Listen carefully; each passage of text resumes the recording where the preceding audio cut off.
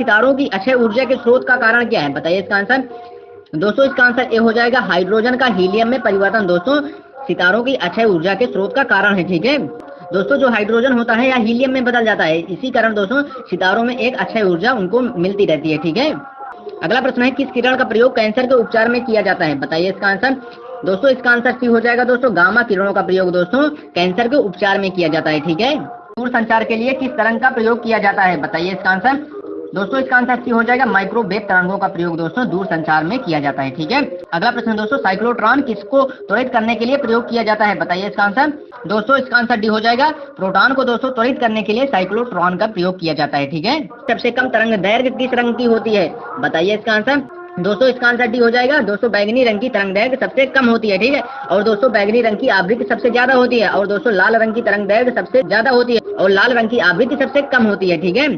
अगला प्रश्न है दोस्तों, मानव नेत्र किस रंग के प्रति ज्यादा संवेदनशील होते हैं? बताइए इसका आंसर। दोस्तों इसका आंसर ए हो जाएगा दोस्तों मानव के नेत्र सर्वाधिक संवेदनशील दोस्तों नीले रंग के प्रति होते हैं, ठीक है। दोस्तों इसीलिए अस्पतालों में दोस्तों नीले रंग के पर्दों का इस्तेमाल ज्यादा किया जाता है, ठीक है। निम्न में से कौन सर्वाधिक स्थायी तत्व है? बताइए इसका आंसर।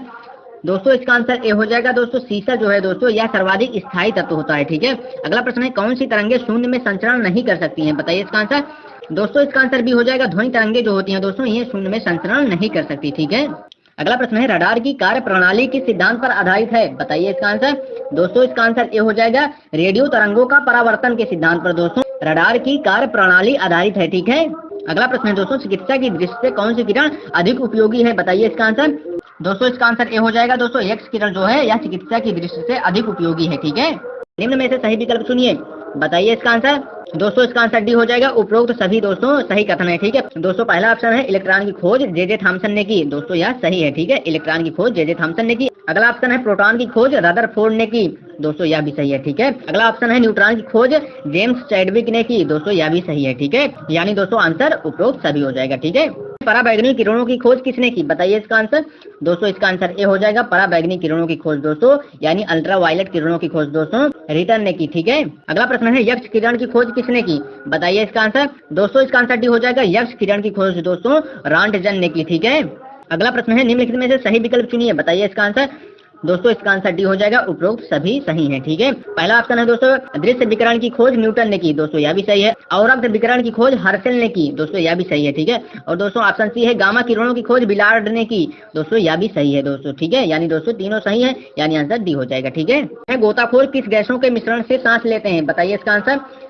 दोस्तों इसका आंसर ए हो जाएगा दोस्तों गोताखोरों के सिलेंडर में दोस्तों ऑक्सीजन और हीलियम गैस का मिश्रण होता है, ठीक है। अगला प्रश्न है, जल से भरे ग्लास में तैरता हुआ बर्फ का टुकड़ा जब गलेगा तो पानी के स्तर में क्या होगा? बताइए इसका आंसर। दोस्तों इसका आंसर सी हो जाएगा दोस्तों समान रहेगा, ठीक है। जब दोस्तों जैसे एक ग्लास है दोस्तों इसमें दोस्तों जल का स्तर इतना है, जब दोस्तों इसमें रखा बर्फ दोस्तों जब गलेगा तब भी दोस्तों इसका स्तर समान ही रहेगा, ठीक है। इससे न ज्यादा होगा न कम ही होगा, ठीक है। अगला प्रश्न है, सूर्य पर ऊर्जा का निर्माण किसके द्वारा होता है? बताइए इसका आंसर। दोस्तों इसका आंसर ए हो जाएगा सूर्य पर ऊर्जा का निर्माण दोस्तों नाभिकीय संलयन द्वारा होता है, ठीक है। अगला प्रश्न है, बिजली के बल्ब में कौन सी गैस भरी होती है? बताइए इसका आंसर। दोस्तों इसका आंसर ए हो जाएगा आर्गन गैस जो होती है बिजली के बल्ब के अंदर भरी रहती है, ठीक है। मानव शरीर का ताप कितने सेंटीग्रेड होता है? बताइए इसका आंसर। दोस्तों इसका आंसर सी हो जाएगा 36.9 सेंटीग्रेड, ठीक है। यदि दोस्तों आपसे फॉरेनहाइट में दोस्तों मानव शरीर का टेम्परेचर पूछा जाए तब दोस्तों वह 98.6 फॉरेनहाइट होगा, ठीक है। फॉरेनहाइट में पूछा जाए तब। यदि दोस्तों आपसे केल्विन में दोस्तों पूछा जाए तब दोस्तों 310 दोस्तों केल्विन दोस्तों होगा, ठीक है। केल्विन में दोस्तों 310 होगा, ठीक है। किस तापमान पर फारेनहाइट और सेल्सियस दोनों पैमाने बराबर होंगे? बताइए इसका आंसर। दोस्तों इसका आंसर भी हो जाएगा फारेनहाइट और सेल्सियस दोस्तों -40 डिग्री पर दोस्तों बराबर होंगे, ठीक है। अगला प्रश्न है, कितने केल्विन तापमान पर जल जमेगा? यानी दोस्तों केल्विन में आप जल का हिमांक बताइए, ठीक है। दोस्तों इसका आंसर भी हो जाएगा दोस्तों जल का हिमांक पॉइंट दोस्तों केल्विन में 273.15 केल्विन तापमान पर दोस्तों जल जम जाएगा, ठीक है। यानी दोस्तों जब आपसे एग्जाम में पूछा जाए कि जल का हिमांक दोस्तों आप केल्विन में बताइए तब दोस्तों आपका आंसर होगा 273.15 केल्विन, ठीक है। अगला प्रश्न है, सेल्सियस में जल का क्वथनांक कितना होगा? बताइए इसका आंसर। दोस्तों इसका आंसर बी हो जाएगा 100 डिग्री सेल्सियस पर दोस्तों जल उबलने लगेगा, ठीक है। अगला प्रश्न दोस्तों फारेनहाइट में जल का हिमांक बताइए। यानी दोस्तों फारेनहाइट में जल कितने डिग्री टेम्परेचर पर दोस्तों जम जाएगा? दोस्तों यही आपसे पूछा गया, बताइए इसका आंसर। दोस्तों इसका आंसर भी हो जाएगा दोस्तों 32 डिग्री फारेनहाइट टेम्परेचर पर दोस्तों जल जम जाएगा, ठीक है।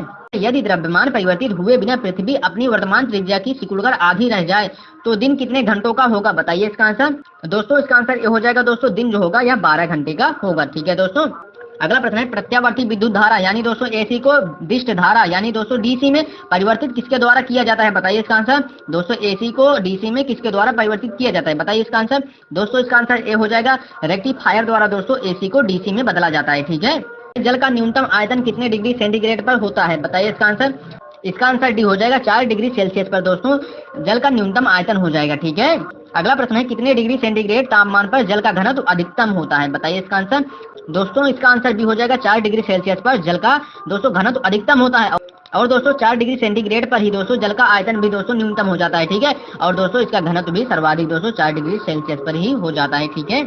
अगला प्रश्न है बर्फ का कितना प्रतिशत भाग जल के ऊपर रहता है? बताइए इसका आंसर। इसका आंसर दोस्तों बी हो जाएगा। ठीक है। 10% भाग दोस्तों जल के ऊपर रहता है बर्फ का। ठीक है। और दोस्तों 90% बर्फ का भाग दोस्तों जल के अंदर रहता है। ठीक है।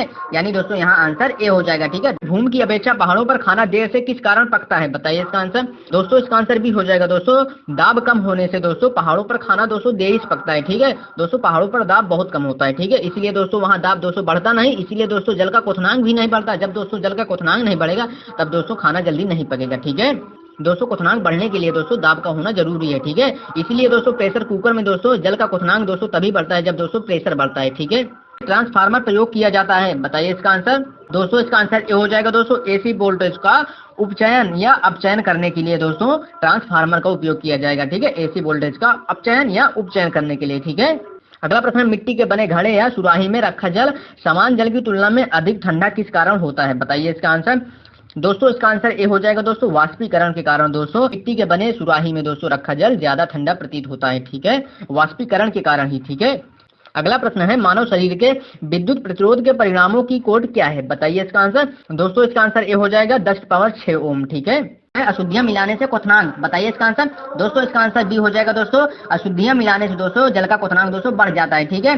दोस्तों आप इसको ऐसे समझिए दोस्तों, दो आपके पास कुकर हो। ठीक है। दोस्तों एक कुकर में दोस्तों आप दाल को बनाइए नमक डाल के, और दोस्तों आप दूसरे कुकर में दोस्तों बिना नमक के दोस्तों दाल बनाइए।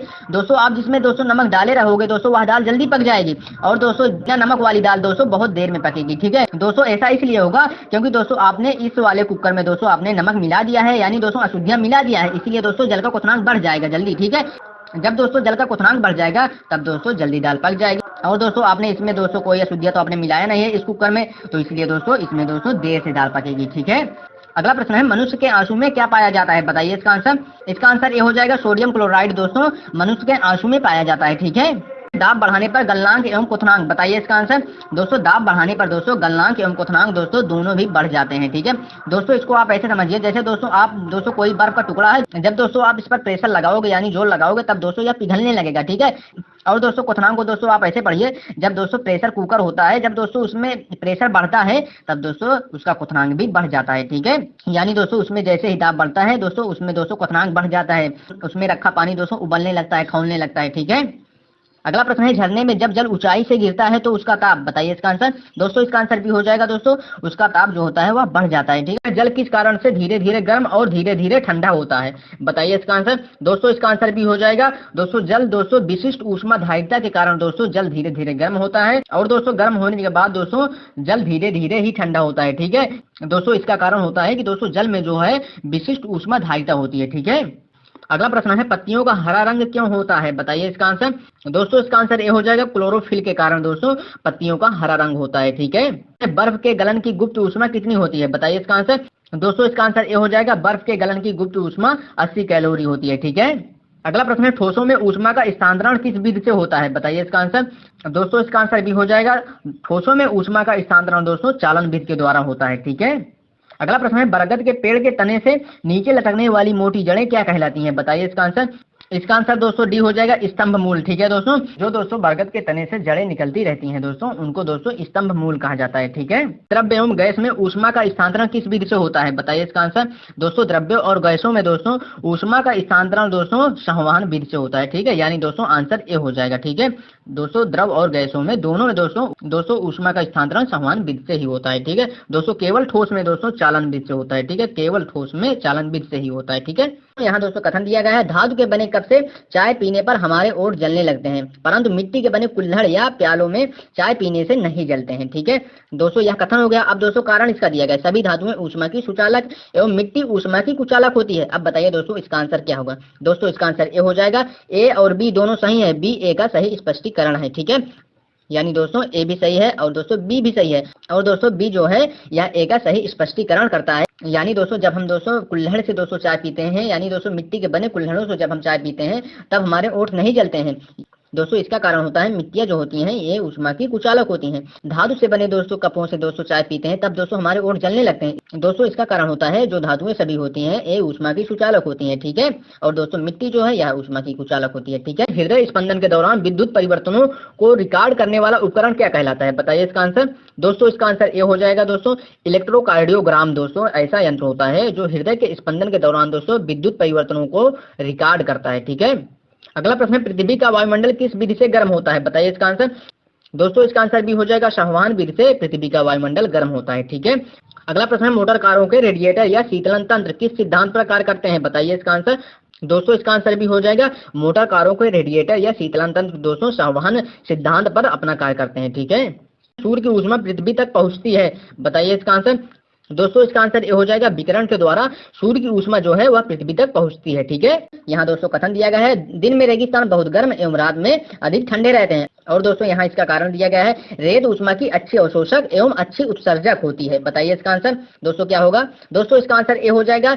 ए और बी दोनों सही हैं, बी ए का सही स्पष्टीकरण है। ठीक है, यानी दोस्तों कथन भी सही है और कारण भी सही है, और दोस्तों कारण जो है यह कथन का सही स्पष्टीकरण भी करता है। ठीक है दोस्तों, दिन में रेगिस्तान बहुत गर्म एवं रात में अधिक ठंडे रहते हैं, यह दोस्तों सही है। और दोस्तों इसका कारण यह होता है कि रेत ऊष्मा की अच्छी अवशोषक होती है, इसीलिए दोस्तों दिन में दोस्तों वह ज्यादा गर्म हो जाती है। ठीक है, वह दोस्तों सूर्य की किरणों को दोस्तों ज्यादा अवशोषित कर लेती है, और दोस्तों वह अच्छी उत्सर्जक भी होती है, इसीलिए दोस्तों जब शाम होती है तो वह जल्दी ही सारी किरणों का दोस्तों उत्सर्जन कर देती है। ठीक है, यानी दोस्तों सारी गर्मी दोस्तों सारे ताप को वह जल्दी निकाल देती है। ठीक है, इसीलिए दोस्तों रात में ज्यादा ठंडी भी हो जाती है। ठीक है, यानी दोस्तों ए बी दोनों सही है और बी जो है ए का सही स्पष्टीकरण भी करता है। ठीक है।